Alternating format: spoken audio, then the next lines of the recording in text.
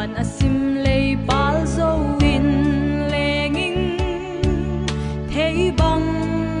lâu in ôm lại về lộ về tang kê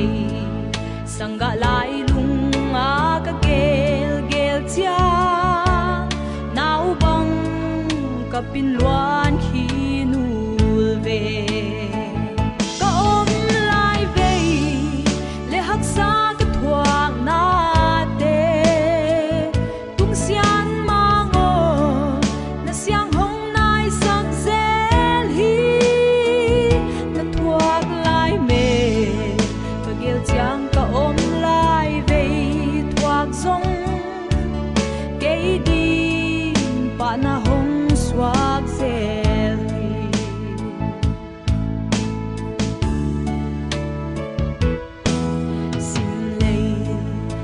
kalwa bang a kahin sungin kadam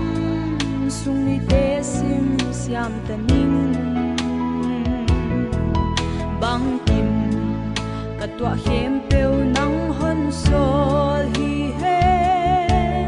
lungdam zaila naw bang oi ning ka om lai ve le hak sa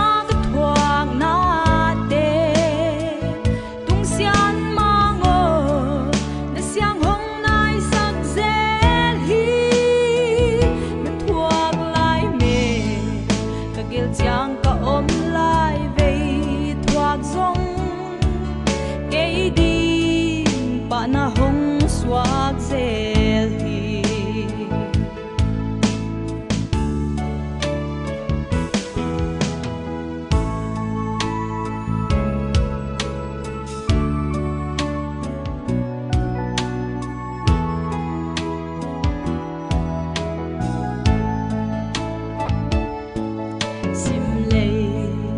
aga liang in sol bang ka hei zong mi khia naw bang hong pom to pa hi kha ka phamun chiang sian